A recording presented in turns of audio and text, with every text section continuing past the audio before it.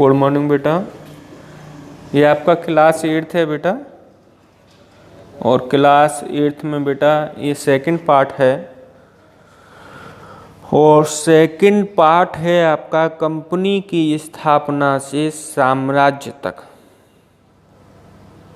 तो बेटा सबसे पहले हम इस पार्ट के परिचय के बारे में आपको बताएंगे। बेटा इस अध्याय में ईस्ट इंडिया कंपनी की भारत में स्थापना से लेकर ब्रिटिश साम्राज्य स्थापित होने तक के बारे में पढ़ाया गया है। तो बेटा देखें अपनी किताब में 1707 में औरंगजेब की मृत्यु के साथ ही मुगल साम्राज्य का विघटन हो गया था।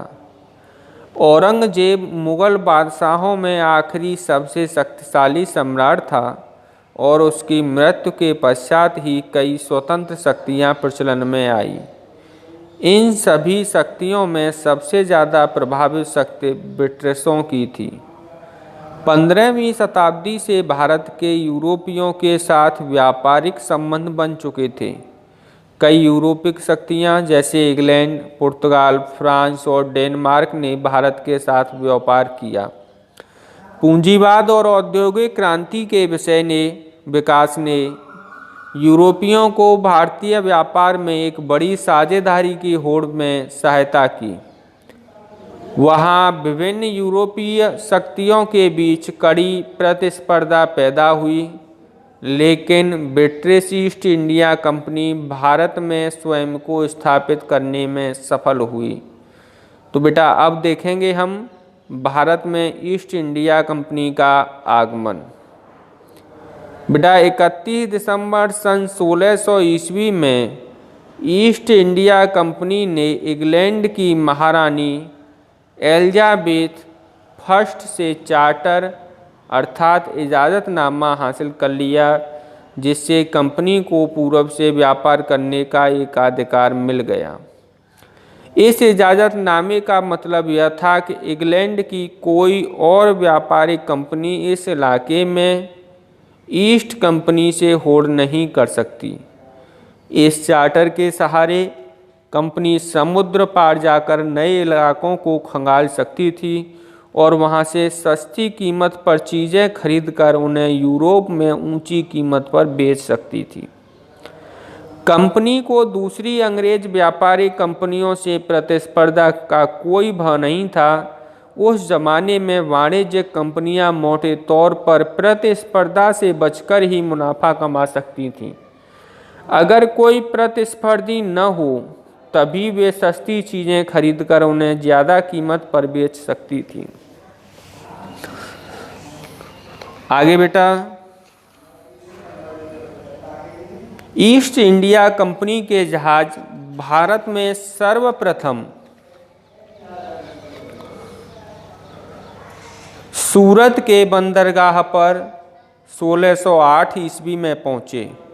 सर थॉमस रो मुगल शासक जहांगीर के दरबार में 1615 ईस्वी में राजा जेम्स प्रथम के दूत के रूप में पहुंचा और सूरत में ब्रिटिशियों के लिए कारखाना स्थापित करने का अधिकार प्राप्त किया।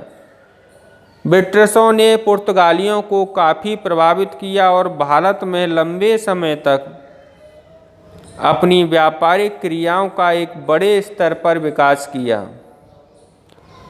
कंपनी पूर्व भारतीय मसालों के व्यापार में साझा करने के लिए बनाई गई थी। यह व्यापार स्पेन और पुर्तगालियों का एकाधिकार हो चुका था। तब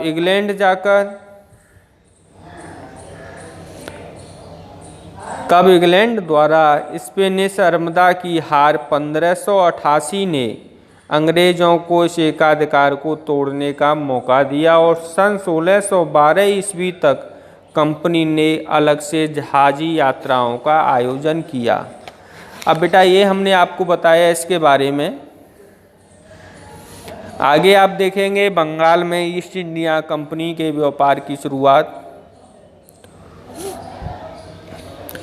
तो बेटा इसमें है अंग्रेज़ों की पहली फैक्ट्री 1651 ईस्वी में हुगली नदी के किनारे शुरू हुई।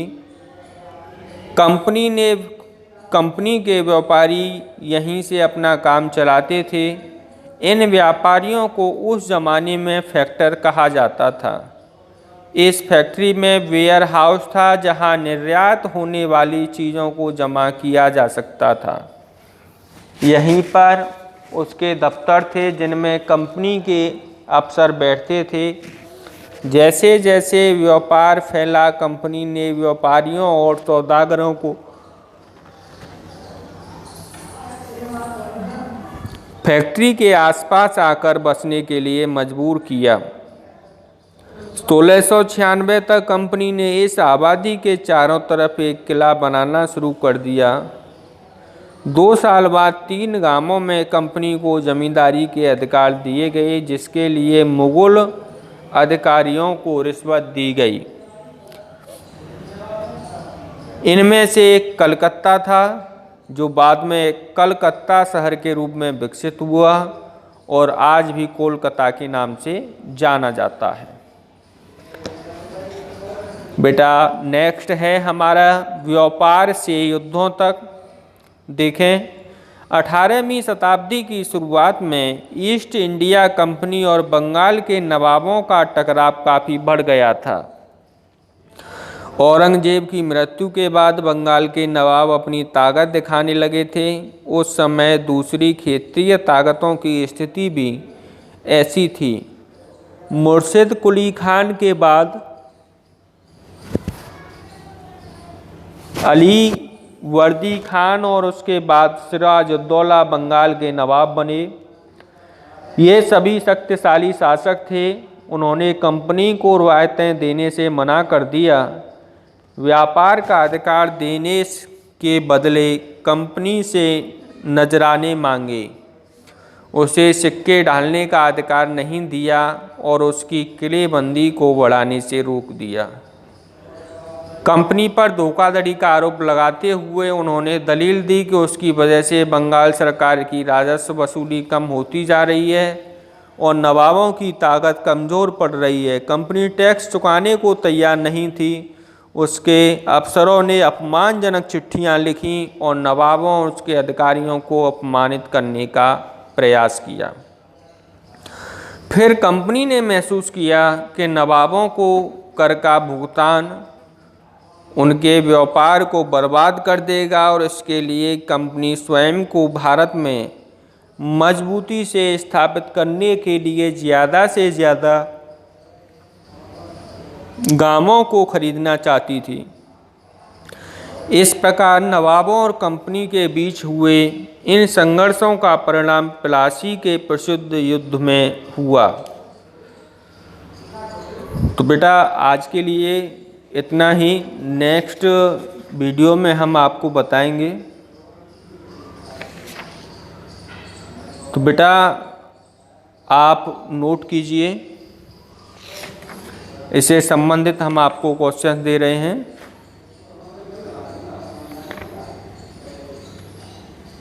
पहला क्वेश्चन है बेटा, ईस्ट इंडिया कंपनी के व्यापार की शुरुआत के बारे में लिखिए। बेटा यही क्वेश्चन आपको तैयार करना है। नेक्स्ट वीडियो में इस पार्ट का जो नेक्स्ट पार्ट होगा उसमें हम आपको फिर आगे बताएंगे। तो बेटा अपना होमवर्क समय से करते रहें और बेटा जो विद्यालय की साइट है उस पर आप चेक कराते रहें। धन्यवाद बेटा।